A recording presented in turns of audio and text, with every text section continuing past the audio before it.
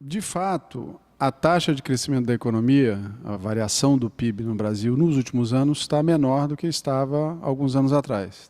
Se a gente comparar os 3 anos do governo Dilma com os 4 anos ou os 8 anos do governo Lula, a gente vai ver que a média de crescimento no governo Lula foi maior do que a do governo Dilma. Agora está crescendo a uma média de 2% ao ano. No ano passado cresceu 2,3% ao ano. Então é uma taxa de variação pequena. O Brasil precisaria que fosse uma taxa de variação bem maior, mas eu acho que está longe de ser um PIBinho. Está longe de ser um PIBinho principalmente pelo fato de que a gente não está vivendo agora uma situação semelhante a de anos atrás no que se refere à conjuntura internacional.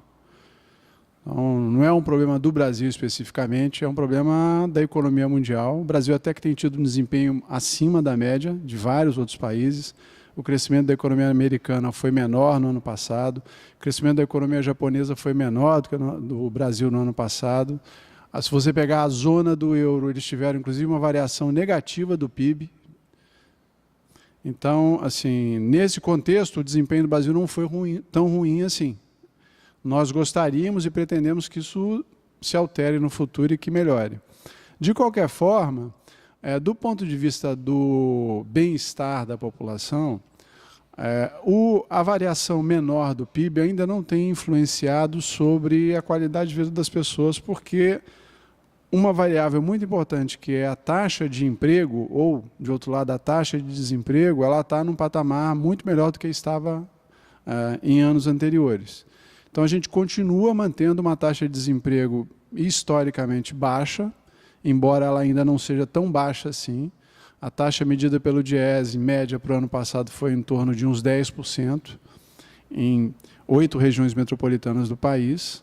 É uma taxa ainda que poderia ser menor e deveria ser menor, mas, de qualquer forma, o nível de desemprego hoje é muito menor do que foi, por exemplo, em final dos anos 90 e início dos anos 2000, que era o dobro, na casa dos 20%. Então, desse ponto de vista, a situação ainda está razoável.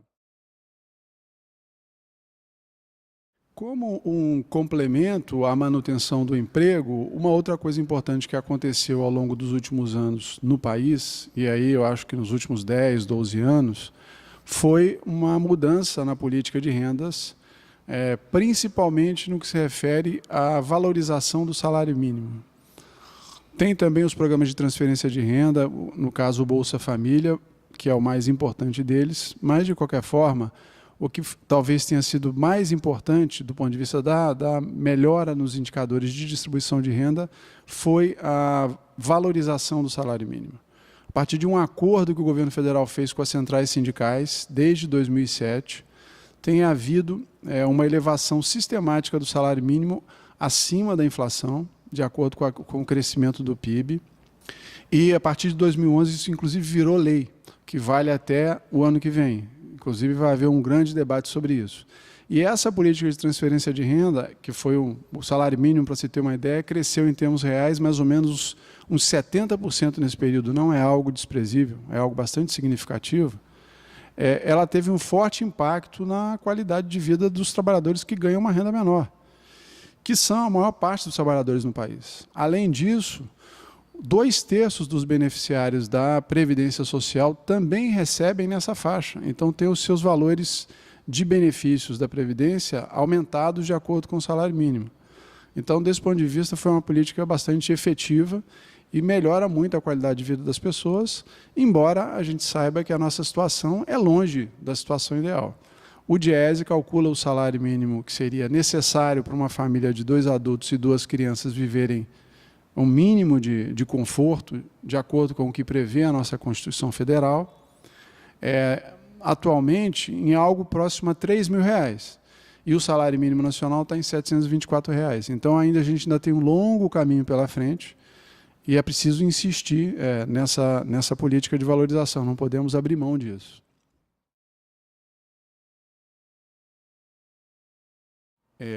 Um dos grandes problemas que a economia brasileira enfrenta é a sua elevada taxa de juros. Há décadas é assim. Nós passamos de um período de elevada inflação para um período de elevada taxa de juros real. E isso é talvez um dos maiores problemas que a nossa economia enfrenta, do ponto de vista da sua estrutura. O governo federal até que conseguiu, nos últimos anos, reduzir o patamar de juros reais no Brasil, relativamente ao que era há 10 anos e mesmo há 5 anos atrás. Mas, de qualquer forma, o nível hoje, e aí pensando de novo no contexto internacional, ainda é muito elevado. Então, nós estamos hoje com uma taxa básica de juros de 11% ao ano, e eu não estou nem falando das taxas cobradas pelos bancos, que essas são muito maiores do que isso, para o crédito, ao financiamento, ao consumo ou ao investimento produtivo, muito acima. Mas a taxa básica de juros de 11%, ela é muito mais alta do que a taxa praticada, a taxa básica praticada em vários outros países, que está próxima a zero. Próxima a zero. Então, o Brasil, desse ponto de vista, é um caso à parte, e ao manter uma taxa de juros tão elevada, traz uma série de consequências negativas para a nossa economia. Em primeiro lugar, uma consequência muito nociva é o impacto que tem nas contas públicas. O governo é obrigado a despender centenas de bilhões de reais para pagar o serviço da dívida pública interna, que é um serviço calculado a partir da taxa de juros. Você tem um estoque de dívida enorme e sobre essa dívida incide uma taxa de juros. Todo devedor sabe o que isso significa, quem deve algum dinheiro para o banco. No caso do governo federal, a taxa de juros tem um forte impacto sobre essa dívida e, para se ter uma ideia, nos últimos 12 meses o Brasil gastou mais de 200 bilhões de reais no pagamento de juros. Para quem está aí se rebelando com o dinheiro gasto na construção dos estádios, isso não chega nem aos pés do dinheiro que é pago de fato com os juros da dívida. Esse sim é um problema estrutural da nossa economia. Além disso, a taxa de juros muito alta, ela desestimula o consumo, quando a pessoa compra alguma coisa a crédito, um automóvel, uma geladeira, uma televisão, porque fica mais caro, as prestações ficam mais elevadas, e desestimula também o investimento produtivo. As empresas, para tomarem dinheiro emprestado para fazerem o investimento, elas vão ter que despender mais. De outro lado, faz com que várias empresas prefiram aplicar no mercado financeiro, porque tem uma taxa de juros muito alta, do que correr o risco de construir uma fábrica, comprar uma máquina e equipamento e depois não ter para quem vender os seus produtos. Então, isso desestimula a atividade econômica. Ao desestimular a atividade econômica, impacta negativamente no emprego, na renda e, de novo, nas contas públicas, porque o governo arrecada menos, cria um círculo vicioso. Isso é um problema que o Brasil tem que dar um jeito de enfrentar, mas eu acho que a gente ainda está longe aí de resolver o tal índice elevado de taxa de juros que a gente tem.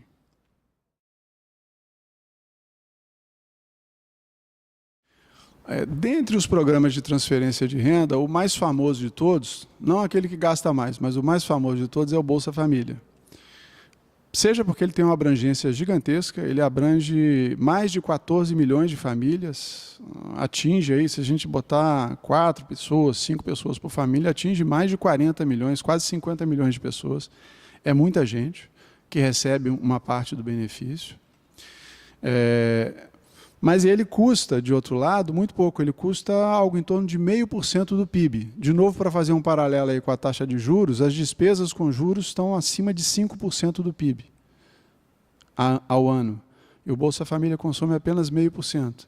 Então, o Bolsa Capital, o Bolsa Rentista, é 10 vezes maior do que o Bolsa Família, embora seja para uma meia dúzia de pessoas.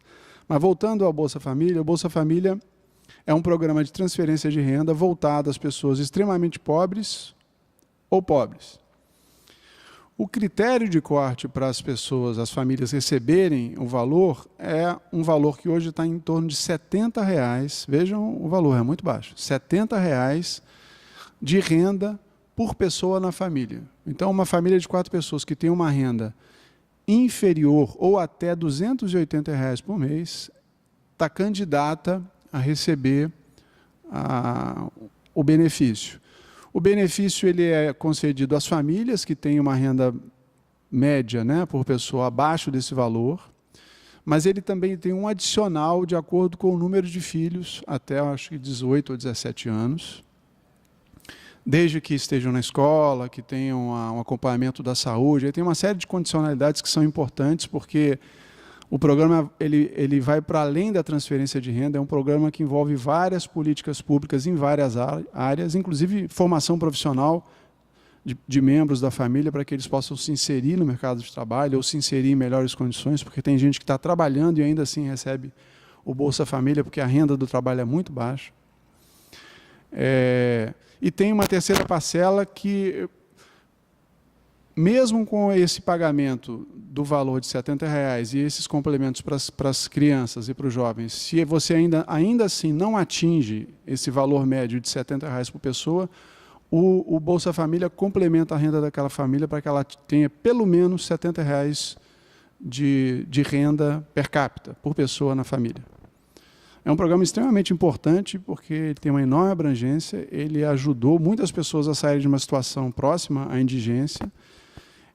Junto com ele, além dessas menções que eu fiz de formação profissional, etc., tem a retirada de documentos, tem uma série de coisas que são feitas e que permitem essas famílias se reestruturarem, se reorganizarem para poder depois tocarem a vida de maneira independente e autônoma.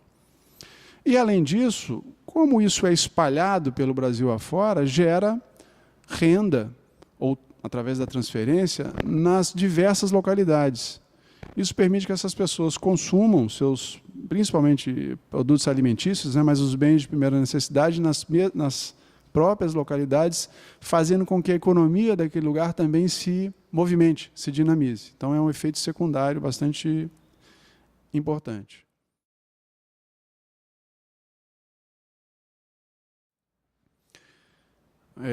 As centrais sindicais têm reivindicado sistematicamente a correção da tabela do imposto de renda. Porque a não correção em razão da inflação faz com que os trabalhadores de renda mais baixa ou intermediária acabem pagando mais imposto do que pagavam no período anterior, sem que a sua renda tenha crescido junto. Porque isso se deve ao efeito da correção monetária e não ao efeito de um aumento real dos salários. O governo está sensível a essa reivindicação ao longo dos últimos anos. Houve um acordo com as centrais sindicais, se eu não me engano, em 2007, 2008, de uma correção de 4,5% ao ano da tabela ao longo de vários anos. O governo tem mantido, mesmo depois da finalização do acordo, tem mantido esse percentual de correção de 4,5%. A presidenta anunciou para o ano que vem mais 4,5% de correção da tabela. Porém, essa correção tem sido insuficiente, mesmo tendo havido a correção anualmente, ela tem sido insuficiente para recompor, seja o que ficou de defasagem anterior a esse acordo com o governo, e seja o que está se acumulando de defasagem no período recente também, porque a inflação tem sido próxima de 6%, então uma correção da tabela inferior a 6%, por definição, vai gerar uma defasagem. O Diese fez um estudo que calcula, até final de 2013, uma defasagem em torno de 15%, um pouco acima de 15%, se a gente tomar como ponto de partida 2003, que foi o primeiro ano do governo Lula. Se a gente volta num período mais largo de tempo, por exemplo, a 96, esse percentual é ainda bem mais alto. Supera a casa dos 50%, 60%, se eu não me engano. Então, essa é uma briga importante, tem que ser travada. As centrais estão reivindicando que a correção seja feita, pelo menos nessa proporção da defasagem acumulada nos últimos anos, em torno de 15%. Eu não lembro exatamente do percentual, mas é algo por aí. Mas eu queria aproveitar o ensejo para fazer um outro comentário sobre imposto de renda, que eu acho que é tão relevante quanto a discussão da correção da tabela. Nós temos no Brasil um modelo de cobrança do imposto de renda que estabelece apenas 5 faixas de incidência do imposto. Tem a faixa isenta, que vai até uns R$ 1.800 de renda mensal, E tem as faixas intermediárias, a primeira de 7,5%, a segunda de 15%, a terceira de 22,5% e a última faixa de 27,5% de imposto sobre a renda. Esse limite de 27,5%, ele incide sobre salários de 4 mil e poucos reais, eu não sei de cabeça o número, mas pouco acima de 4 mil reais para cima. Então, uma pessoa que ganha 5 mil reais vai pagar a mesma alíquota de imposto de renda, esses 27,5%, do que uma pessoa que ganha 50 mil reais ou 100 mil reais. Então, isso faz com que as rendas mais altas tenham um encargo do imposto menor do que deveriam ter, porque não obedecem a um princípio da progressividade. A taxação deveria, isso está na nossa Constituição, é um modelo adotado mundialmente, deveria ser baseada no princípio da progressividade. Quanto maior a renda, maior a contribuição. Quanto menor a renda, menor a contribuição. Em diversos países, a última faixa atinge 40%, em alguns casos 45%, em alguns casos até 50% da renda, para as pessoas que têm uma renda muito elevada. As centrais sindicais reivindicam também que haja uma ampliação das faixas. O Brasil já teve no passado várias faixas de tributação em várias alíquotas. De uns 20 anos para cá foi reduzindo, em 2009 aumentou, chegamos a ter 3, aumentou para 5 de novo, mas é muito pouco. E esse limite de 27,5% é muito baixo.